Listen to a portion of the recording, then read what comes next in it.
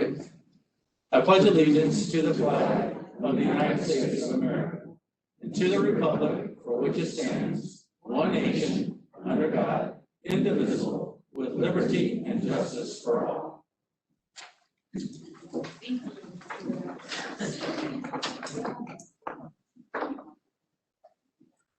Good morning. It is September 15th. Welcome to the monthly Board of Police Commissioners Board meeting. May we have our roll call? Commissioner Ashworth. Here. Commissioner Banks. Here. Commissioner Hassler. Here. Commissioner Schwerin. Here. Thank you. Good morning, Chief. Morning, how's everybody? Good. Commissioner, if you'd like to start off this morning with a citizen citation, I'm going to ask Lisa Campbell to come up with a presentation. And Dr. Bob Hoffman.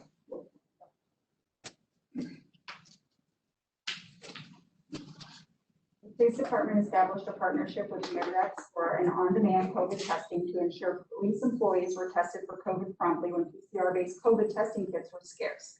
This partnership required an authoring physician to order the test and report the testing results. Dr. Bob Hoffman volunteered his time and expertise in evaluating employees, directing them to the partnering test administration site, notification of testing results, and following up with COVID positive employees. Dr. Hoffman was available all hours of the day and night to consult with employees who needed medical guidance. The department's COVID testing program would not have been possible without Dr. Hoffman's participation.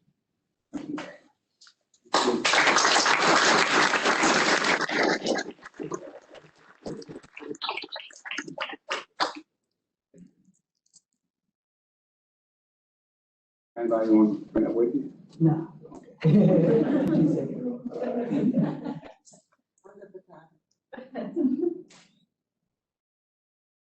She's slow. Thank you. Thank you, sir. Appreciate it. Very much. Please stand. Very much. Thanks again. Chairman, I have just a short presentation to make, if you would, talking about on the agenda. The county lab has been ASLAT certified for us since 2006. And every year they give out an award. It's called the Maximus Award. And this year we were one of 15 agencies who's got the award from ASLAT. Well, Lisa, great job for what you guys do up there. We appreciate it. Thank you.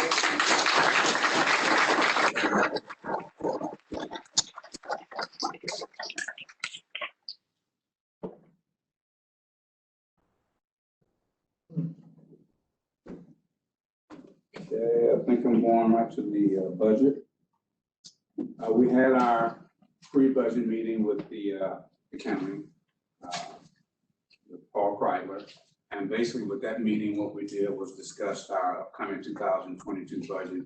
He had questions about what we were presenting and what we're asking for in reference to that budget. Just gave us some ideas on how we're dealing with that. So we've had that. We also had a meeting with in the county counsel's office there with the, I forget his name. Anyway, he gave us some questions, concerns about what the county council might ask us in reference to our 2022 budget, and gave us some good ideas as to how to respond for that. So we're working on that. The next thing up in reference to the budget is that we're going to have and this is the first time they're doing this, that they're having a kind of near the end of the year discussion with us before the committee of the whole about how our budget has been spent up to this point, just to give them some ideas of what we've done this year leading into 2022. The last thing with the budget is that we'll have a committee of the whole to present our 2022 budget to them. So that's what's coming up with the budget. And is the timeline on that, is that within the next 2 months? I talked to Rick, that's his name. I talked to Rick yesterday. He's working out the schedule now. The end of the year committee of the whole, he said, will probably be about the first week of October. So I'll get those dates and get those dates to you. Okay. Crime stats, Sarah?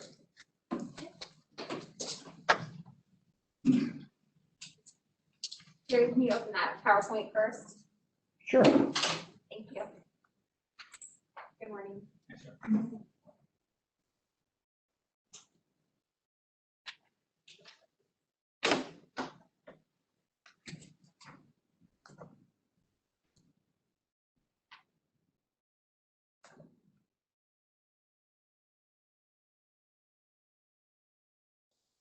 Is it F5 on the keyboard? Got it? Okay. Thank you. Okay.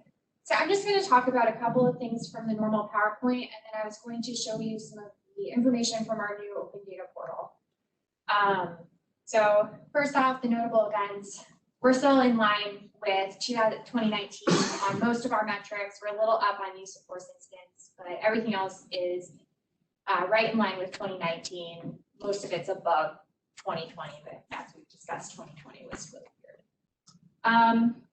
I got some additional information on the Narcan saves. Apparently, 60% of Narcan saves in the region now are being done personally and not even with EMS or fire. So apparently around 50% of those all come, the Narcan for those come from the same location in the city. So they're giving out a lot of Narcan so that people are able to save their friends or themselves in those situations. The other thing I'll just point out here is our total firearms seized are still up compared to previous years, as are the number of incidents in which we're seizing firearms. So that's good. It's a way for us to try to reduce firearm crimes, as to get guns out of the hands of people who aren't supposed to have them. Quick question on Yes. these incidents. Is that an isolated incident where an officer goes out specifically to seize a firearm, or is that alongside another interaction? It could be either. Yeah, both of those things are included. This is just any time a firearm is marked as seized in our data. And that could be due to them going out specifically to seize firearms. It could be there was an aggravated assault, and when they responded to the scene, they seized a firearm at that time. You know, it's just, it runs the gambit of incident types. So when we look at that, then the, Yes. Oh, I'm sorry. There it goes. the total firearms, on C, so in other words, we might get 2 or 3 firearms in one incident. Yes, ma'am. Yeah, some incidents we seize quite a few, some it's just one. I think it's important to look at both because, you know, I want to know how many individual incidents we're seizing from, and then also, are we seizing quite a few in each of these incidents? And as you can see, yeah, we're seizing more than one in quite a few incidents. I'm going to talk about the NIBRS data more on the open data side of things. So I'm going to switch over to the summary data. So this is just so that you can see the comparison going back more years. Now that we're into September, we're actually able to see patterns a little bit better than we were, you know, a few months ago when it was just too new in the year. And so some patterns that I'm seeing here and that we've been seeing for the last few years, aggravated assault firearms have just rocketed up since 2016. They've become a much bigger issue in our jurisdiction. Other aggravated assaults have not followed suit. So it's really just the gun crime that is the most concerning as far as the aggravated assaults go. A couple other things that I think are really interesting, burglaries have dropped significantly in that same time period. We had a lot of burglaries in vacant homes in the past. We don't see those quite as often. A lot of homes also got burglarized for copper piping, and of course they've replaced that with other piping material at this point. Additionally, larcenies have been dropping. They particularly dropped last year, and that was with a huge reduction in shoplifting with stores being closed. And then the last thing I want to point out to you guys here is the motor vehicle thefts. Since 2016, they have doubled. So we're definitely seeing a big issue with motor vehicle thefts that happen. So I'm going to switch over and show the open data. Gary, can you switch over to that website and share that instead? Not sure where it is.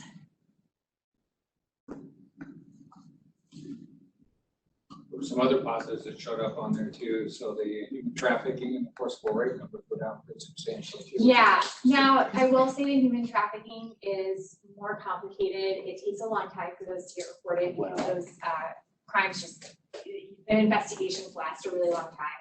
So even stuff that occurred last year could still get reported. Those investigations take a really long time.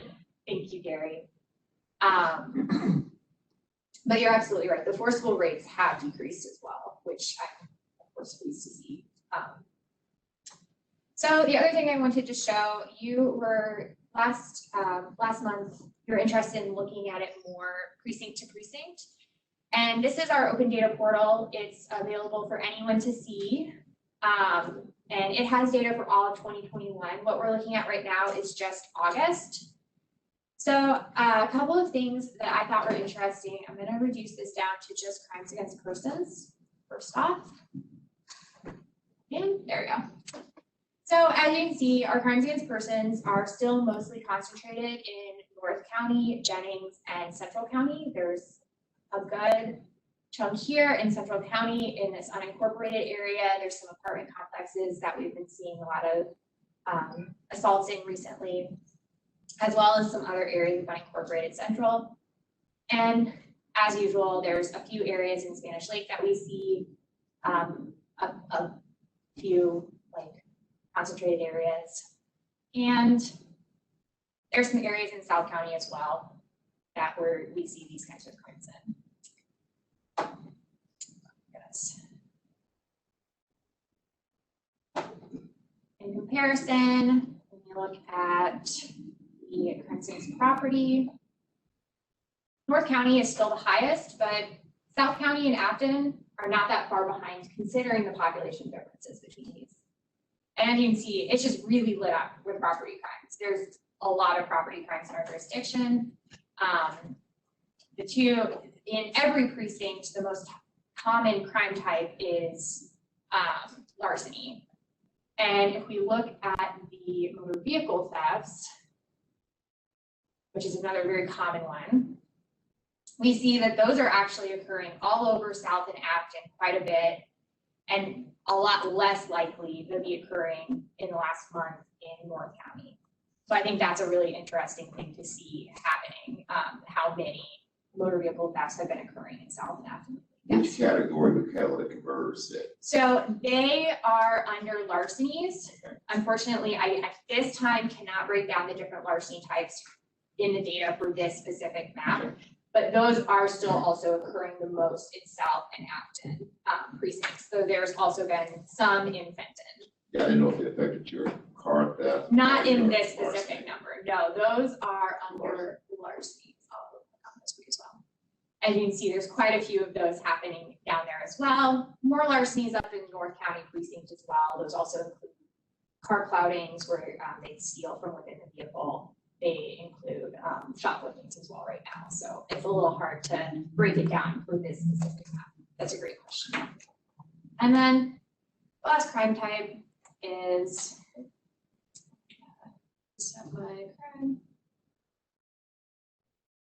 the last crime type is crimes against society, which a lot of those are also occurring in North County. And a lot of those are drug violations or weapon law violations. Almost all of our weapon law violations have been occurring in North County. You can see there's a ton happening here in Jennings and in Castle Point area.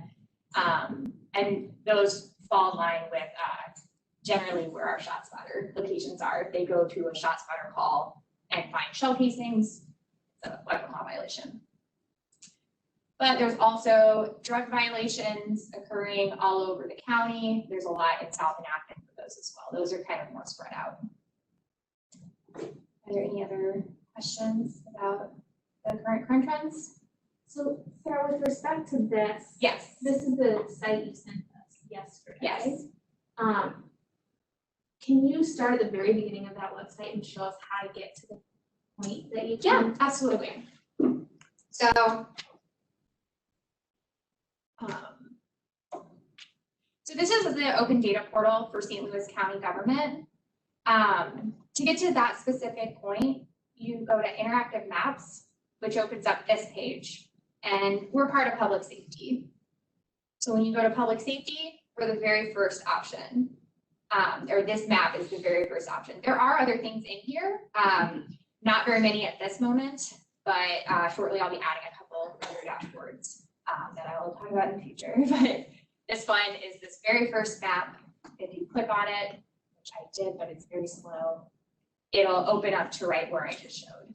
And currently I have it opening to the most recent month of data. So in this case, right now it's going to be opening to August. I do not know. Fun. Okay, there it goes. And we click here, that little sidebar will close. And just zoom in on the map and play around, take a look, and see what crimes are occurring. So you can change all the filters by clicking left. Yeah, so if you click on them, you can change the filters. The date one pulls up a little map. You can just click here. If there's a specific municipality you're interested in, you can even just click there. If I'm interested in property crimes in Baldwin, for instance, I can very quickly see there. The nice thing about this map is it also includes data from, as you can see, quite a few municipalities that also use our care system. They have granted us permission. Almost all the agencies who are in St. Louis County using our care record management system have granted us permission to include their data on the map, which is very exciting to be able to have a clearer picture of crime in the county. Questions? Okay. Thank you. Thank you. Thank you. Thanks, Sarah.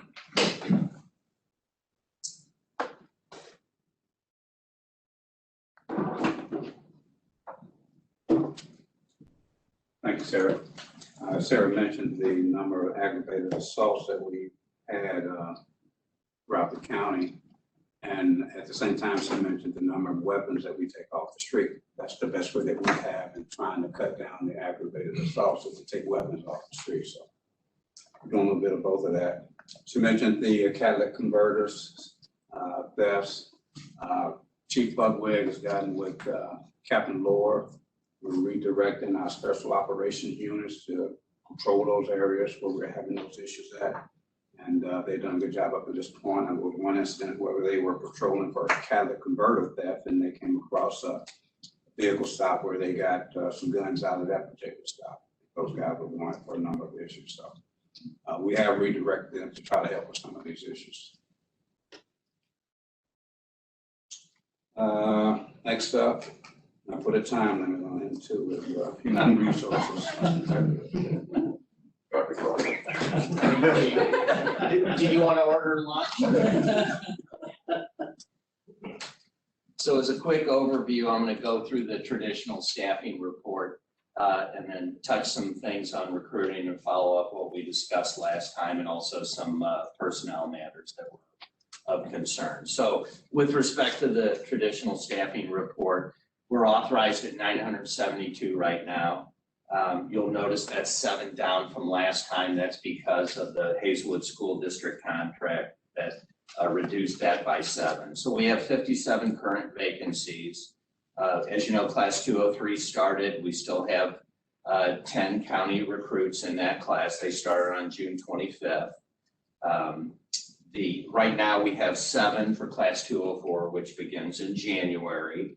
We have final review boards scheduled every Thursday, every other week from now until December in that regard. We have 8 police recruit candidates in the application process as serious candidates.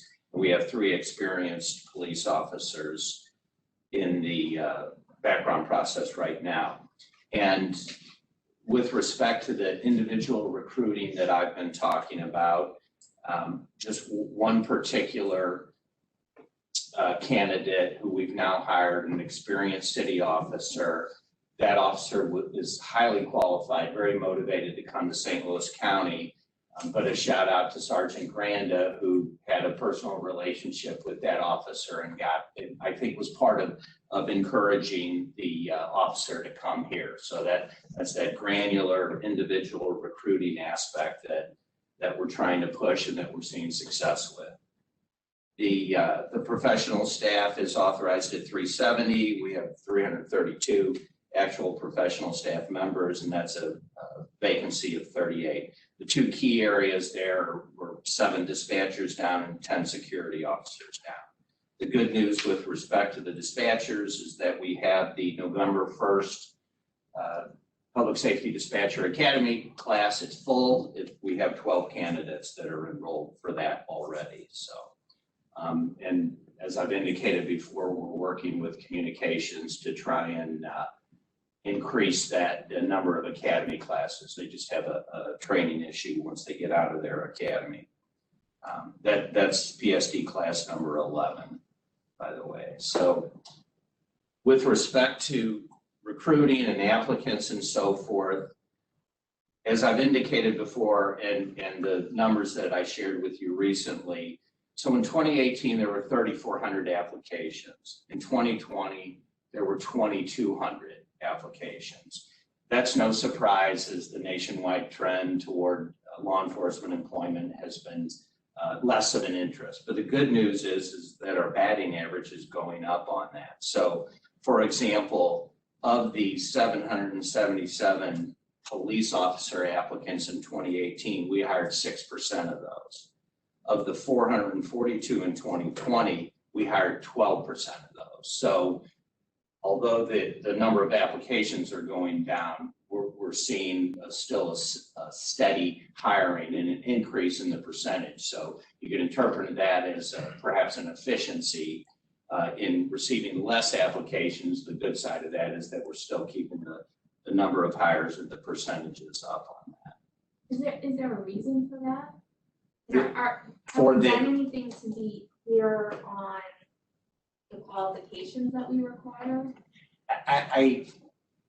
I'm not sure what the answer is. I mean, it's obvious that the decrease in applicants is because of this nationwide trend that we've been talking about. And the fact that number is going up, I'll give credit to the recruiting efforts, to individual recruiting efforts and so forth. So Carlos, there were 412 in 2020, is that right? 442. I can send you those numbers. 442, and then where are we in 2021? Are we consistent with that number? We are. We're at 223 right now, and that's probably a 2-3 week lag, so pretty close. And the percentages for 21 also are at 12% for commission. Similar with professional staff, those numbers are going up. 2.5% in 18 were hired out of the 2,500 applications, and we're up to 6% on that. So that's one optimistic way to look at it. With respect to the recruiting efforts, we have 3 recruiters now. They're very busy this month. They're attending about 17 job fairs. They've divided it up under their specialty areas. We have relationships now with 18 universities and colleges. That includes the junior colleges. We're spreading out geographically also. We just recently developed a relationship with Greenville University. It's a small liberal arts college relatively close to St. Louis that has a criminal justice program. We've been in contact with them and at their job fair, and it's hopefully going to be a nice feeder. They're very interested in that. We're going on to College of the Ozarks, which also has a criminal justice program, and we'll be a part of that on a recurring basis. Next week, we're going to Western Illinois University, which is pretty close and has an outstanding criminal justice system also. So they're very much targeting their recruiting efforts. And we have Women's Day coming up on October 9th. That's also a targeted invitation where the recruiters have been reaching out to the various universities to try and get folks who are interested, women who are interested in going into law enforcement that are likely criminal justice majors to attend that program. We've also been in contact with the military, the National Guard, and have some referrals from there. And so it's very much a targeted invitation list, a targeted recruiting effort. And We can't seem to get rid of Colonel Bader. He's at Mercy Hospital now, and one of his security officers was, unbeknownst to him, at a certain point, was being recruited heavily by one of our recruiters, and he found out about it and saw the effort that the recruiter was putting forth and put a shout out. That was Officer House that put forth that effort to get that person to come to the Women's Day and hopefully get her in a uniform. We'll be having a minority recruiting event in early 2022. I'll have more information on that in the near future. With respect to social media and so forth, still doing all the same things in the recruiting plan that was given to you last month. As an example of a measurement, we had 4,200 profiles on Facebook, and I'll call them 147 hits where people actually went to the link. Now, we don't know whether they applied or not, but they're opening up the link to apply. So that's about a 4% hit rate, and it's a good bang for your buck. It's very cheap to do something like that. That's one example of social media use that we're trying to monitor. With respect to personnel matters, we had to by hand cull some of the exit interview information that you asked for last month, and we'll be getting that to you shortly. With respect to the not qualified persons being notified, I stand corrected in one aspect. The recruiters were calling every one of those people. We've also followed up that they will get follow-up notifications too that they didn't meet the qualifications. They do hear a lot from the applicants that, yeah, we knew we weren't qualified, we just thought we'd give a shot at it. So that's why some of these folks are applying and they're not qualified. And then they're trying to nurture that along. If they really do have an interest in law enforcement, they're gonna either steer them to a professional staff position or something they may be qualified for, or at least keep in touch with them that, hey, you know, how's your education going? Are you working toward becoming a police officer? That sort of thing. And then lastly, with NeoGov and what we can and can't do, we're still working on that, trying to get some reasonable packages together, and we'll figure out a way to fund that so that we can produce the data that is requested. Chief, do we have time to ask him a few questions? I don't want to get in trouble. I'm gonna get lunch. We'll ask him later. Just two very quick ones. There's others, but the first one was on the last date for the January Academy. Before we can put people in there, you said we have 7 so far. We have 7 and then 11 in the applicant pool that are very promising, and more initial recruiting where we're expecting more applicants. Are you asking what the cutoff is before? Well, it depends. Sometimes I know it's not a popular thing to say, but we could initiate some overtime and get some more across the finish line. And if we have to do that, we're going to do that. So when's the date that you can no longer accept for the January? You move to the I think realistically, it's mid to late November. Okay. So roughly 1 month. All right, thanks. My second one is you were talking about the number of open positions for both commission and for professional services, the vacancy rate. So what does each of those play out on a vacancy rate? Have our vacancy rates been consistent over the last 4 years or 3 years? Are they trending up also? The professional staff has been consistent. I would say for police officers, it's up a little bit. The exact percentage in comparison, I could get you those numbers, but it's up, you know, clearly, but the percentage, I'm not sure. Thanks, Dave. Thank you.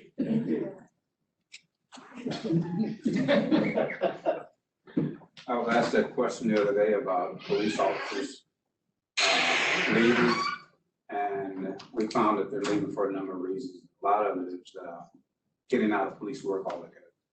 And there's some that go into other departments where they feel like they have more benefits, so forth and so on. One of the agencies that we're losing a lot of our officers to is St. Charles County. They go there, they might have a better pay range, but it takes them longer to reach the top. The other thing that happens there is first day out there, they get a personal car. get a personal car they can drive around. So that's a big incentive for them to leave. But there are a lot of officers that are leaving, getting out of police work altogether.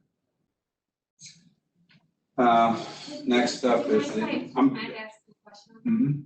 So with respect to getting out of police work entirely, is it an exhaustion, mental health kind of thing?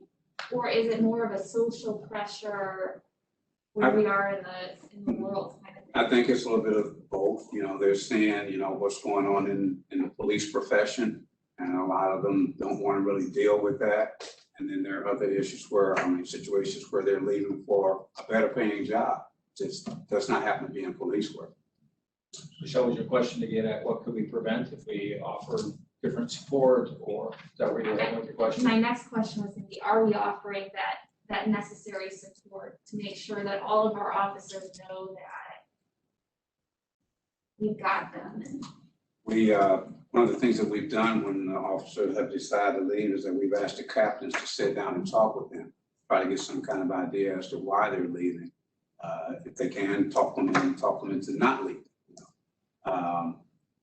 One of the things that was mentioned to me, and we spoke about that the other day at the committee of the whole, we were questioning about the possibility of getting everybody personal cars. You would not believe how much a personal car will keep a person here. And when we looked at the cost of getting everybody a personal car, it was pretty much outrageous, you know, to get everybody, to furnish everybody a personal car. And believe it or not, that's one of the big reasons. Again, going to St. Charles County, they get one on the first day. And that's one of the things, that's the big incentive. I've had that question asked of me a number of times through the Chiefs Committee is, can we get personal cars for everybody? And right now, we're not in that position to do so. So there are things that we're trying to do to keep officers here. do we offer benefits that St. Charles doesn't offer? Is there a trade-off? As far as I know, commissioner is just basically a little bit of a higher salary, but it will take them longer to get to the top of that salary than it would here. And again, just keep saying a personal car, what else they offer, I don't know. You all have thought through creative ways, if personal cars are something that we could afford, don't do it, can. Is it things like you can get a car after 5 years, so 5 years, and I'm claiming your space, just as you have thought creatively about this. Exactly. There are situations on our department, you get a personal car based on seniority, depending on what platoon you're working on, where you fall into that personal car relationship. You might get a personal car after your second year. Then there are other platoons where you have more senior officers on them with personal cars. It might be 5 years, 6 years before you are eligible for a personal car, but they're given out based on seniority. Okay. The last thing not the last thing, but I have an update on Teneo, their recommendations.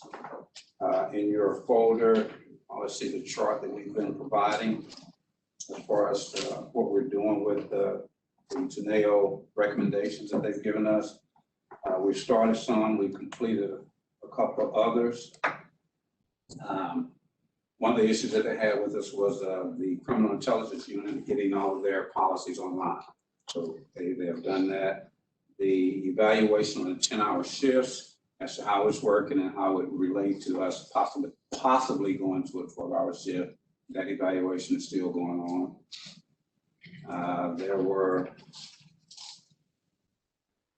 They recommended upgrading the camera system in the interview rooms. That's about 75% complete.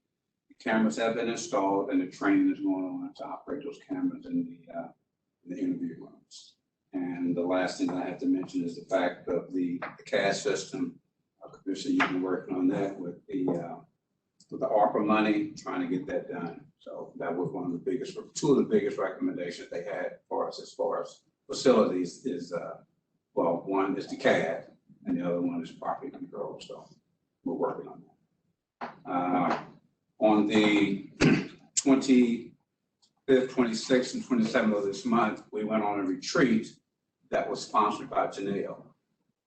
And there were about 27 of us that met over at the Centene University to deal with this retreat. And it was sponsored by Teneo. The instructor was a Rick Caldwell. He's with RC Cultures. And the things that we talked about at that meeting were basically courageous conversations. We've been having a concern on this department about racism, about harassment, about discrimination, so forth and so on. And during that retreat, we discussed all those things. We discussed some other issues that were happening on our department. But we mainly discussed those issues, and there was a lot of insight given from everybody that was there. Like I said, it was courageous conversations. Everybody spoke up about what their concerns were. My goal with that is to try to take that information and try to get that courageous conversation continue going on within the precincts. Rick Caldwell, I'm sure, cost Teneo quite a bit to come in and cut 2.5 days training, and obviously we can't afford that. One of the lieutenants over there mentioned the fact about keeping those conversations going within the precincts. I want to sit down with him and see what his ideas were about how we do that. At the end of the third day there, we had 5 groups, and the groups knew on day 1 that on day 3, they had to come up with strategic plans based on what we covered in class and the issues that this department was dealing with. Okay, so they each did that. And out of those 5 groups, they came up with some pretty good ideas. They came up with some things that we had talked about already within the executive command staff, but they came up with some other ideas, and those are some of the things that I'm going to bring to the command staff to try to continue within this department. So it turned out to be a good 2.5 day session with them. I think we got a lot out of it, and we'll see what we can do with it down the line. Chief, can we summarize what we think you heard? At least the way I would summarize it would be really good conversations, healthy conversations, progressive conversations, and a lot of good thinking.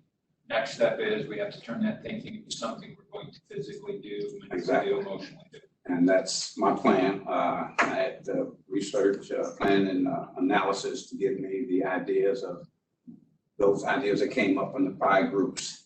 Some of them were kind of overlapped, okay? Some of them were things that we'd already talked about. Some of them were new, some of the things that I want to try on this department. That's not going to cost us a lot of money. And one of the things that we had to do with those strategic plans was come up with plans with what we have now. You know, we don't have a lot of money to spend on a lot of things. Come up with plans with what we have to do now with our own resources that we have to do now. So working on trying to get some of those issues. Do you have a timeline as to when you think? I'm going to bring this to the command staff. Our next meeting is not this Wednesday week, from 2 weeks from now. I want to bring these ideas to them. I've gotten them from research and analysis just to discuss some of those things. Not going to put a lot of them on them at one time. I think we got time to move through some of these issues, but they will have some assignments to work on. Would it be fair for us to ask you for an update at the next meeting? Yes. A little bit more Yes. specifics? This is what, no problem. So I'd like to suggest that you consider, when you take these courageous conversations to the precincts, that we,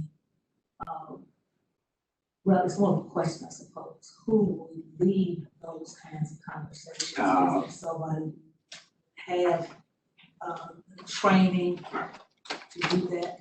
No, we don't have anybody particularly in training that we would have to pay to do that. Like I want to talk, I think it was Lieutenant Morgan who brought that up. I want to discuss it with him, just how he talked about doing that. Sometimes, you know, I don't know that you need someone special to do the training, just to get people to sit down and talk about concerns that they have in regards to race, discrimination, whatever, and just have somebody there to mediate the discussion as to what's going on, just for a short period of time during roll call, things like that. So again, I have not put the plans down as to how I want to do that, but the goal is to keep these conversations going, because that's the only way that we're learning about each other, is to talk about the differences amongst us. And we have done that. We started out with, I think, new Lieutenant Colonel Cox had this going on a while back with courageous conversations, and we had some good sessions out of that. It was really progressing well. The mediators that he had doing this, they initially were doing it for free, and they decided, well, you know, we were taken away from our job, you know, and they wanted to charge us, so we had to cut that short. And again, this thing with the Teneo worked out well. I want to try to keep it going. So. Okay. Commissioners, at this time, I have some promotions to make.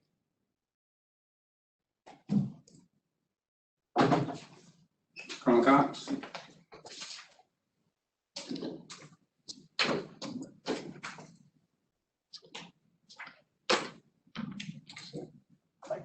Colonel Cox is the captain being promoted to lieutenant colonel. Colonel Cox's last assignment was over the drug unit out there at all sites, and he's being promoted to lieutenant colonel. Thank you, sir.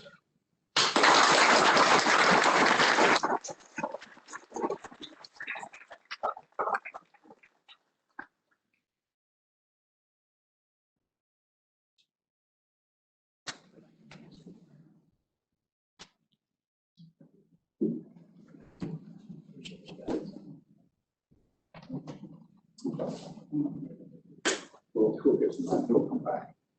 For your information, Lieutenant Colonel Cox is going to take over the division of patrol. Captain Trent Van Buren. Congratulations. Trent is being promoted out of the 2nd precinct, and Trent's going to take over community engagement. So, congratulations. Thank you very much.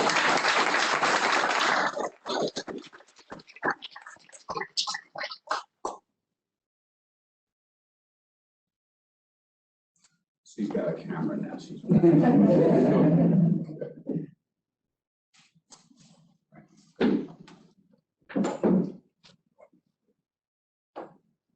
Captain Brad Kelly.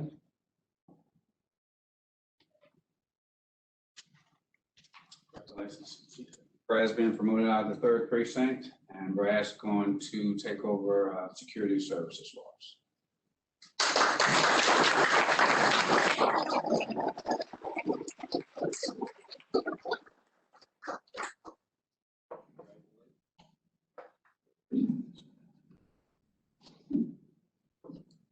And Kelly's got quite the family here too. Yes. I got Yeah, to why you're here. a couple of generations. Why don't you introduce your family? Yes, I got my wife, my 2 sons, Logan and Alec. 3rd son's away in the military. Cousin Barry Kendall, and good friend John Fields. Thank you.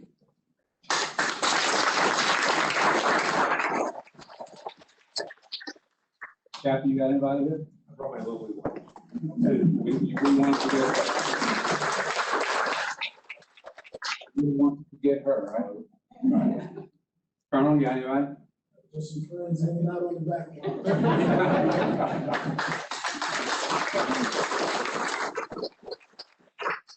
Another promotion that we had was Lieutenant James McWilliams, promoted to captain.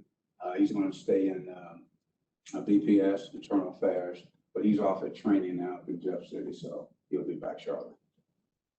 That's about it. Congratulations to the kids, right?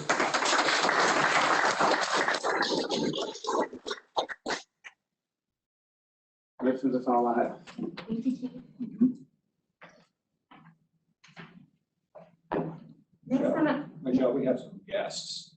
They may not want to stick around for the nuts and bolts of this. Yes. If we want to- Thank you. Right. Appreciate any guests who want to leave now. We're about to go into a little bit of a longer session. Dr. Thank you, sir. Appreciate it. Thank you.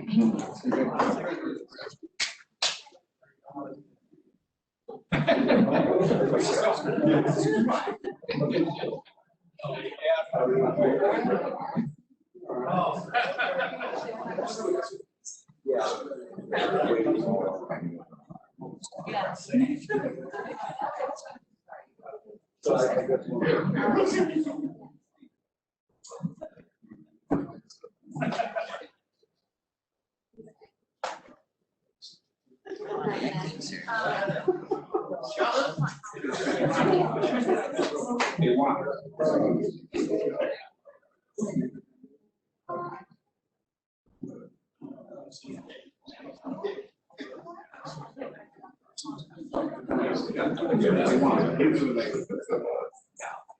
So.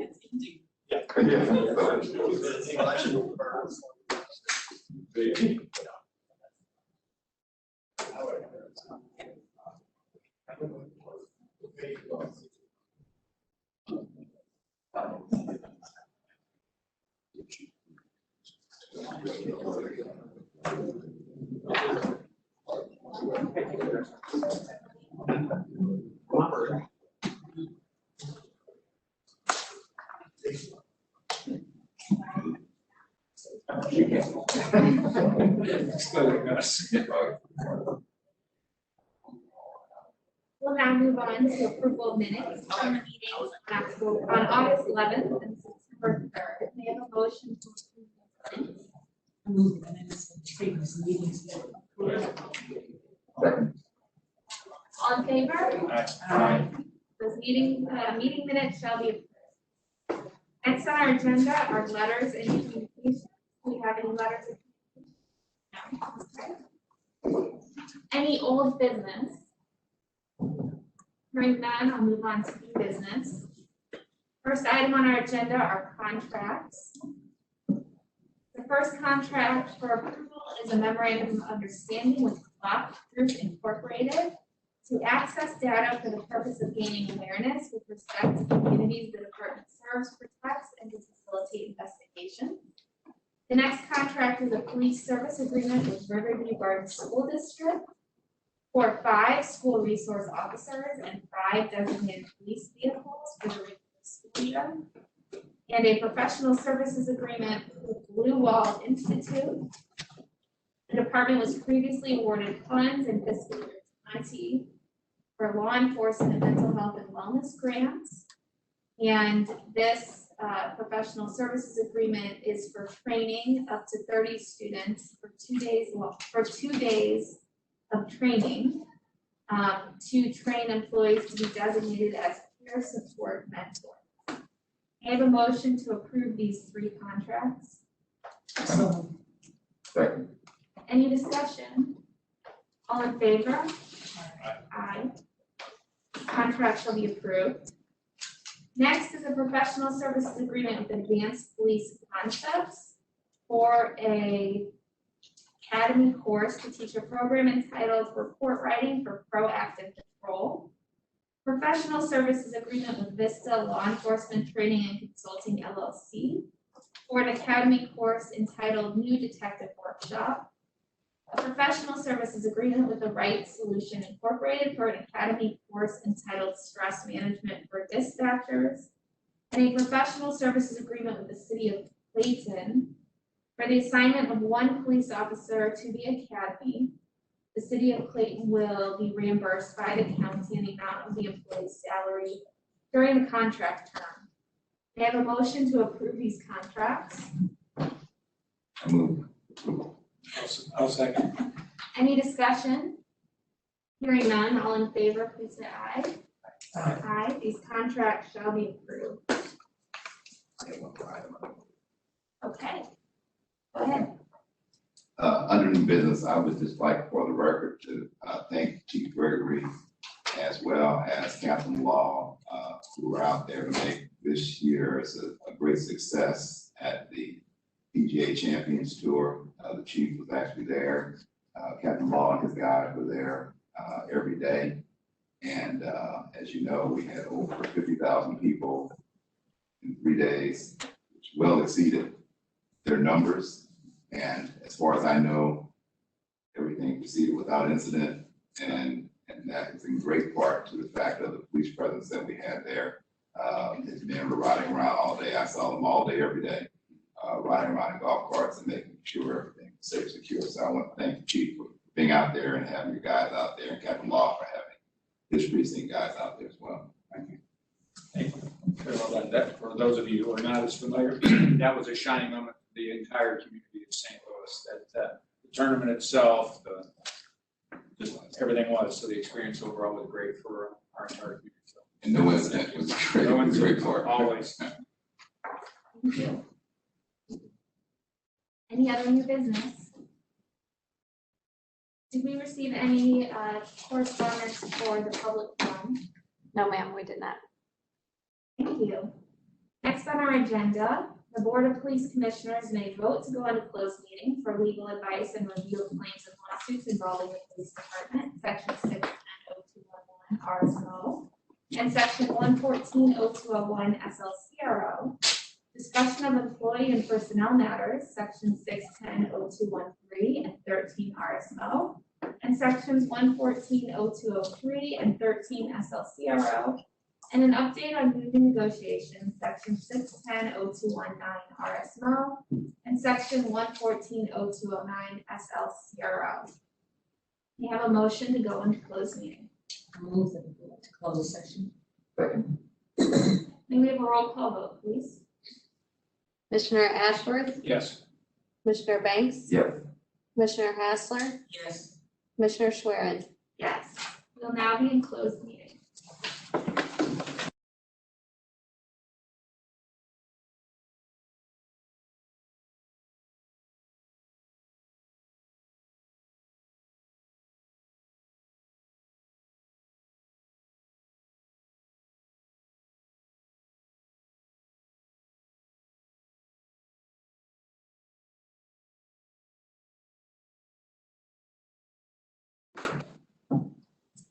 Good to go. Thank you. We are back from our closed session. Any other business to discuss? We have a motion to adjourn. So moved. Second. May we have a roll call vote, please? Commissioner Ashworth, Yes. Commissioner Banks, Yes. Commissioner Hassler, Yes. Commissioner Schwerin. Yes.